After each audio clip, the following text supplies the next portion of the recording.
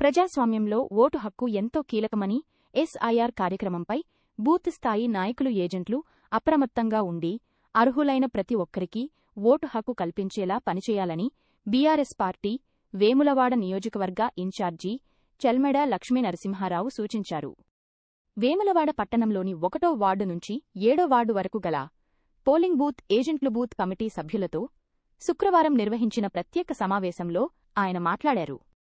ఓటర్ల జాబితాపై బూత్ ఏజెంట్లకు పూర్తి అవగాహన ఉండాలని, ఎస్ఐఆర్ కార్యక్రమంలో భాగంగా అర్హులైన ఓటర్ల పేర్లు జాబితాలో ఉండేలా చర్యలు తీసుకోవాలని సూచించారు.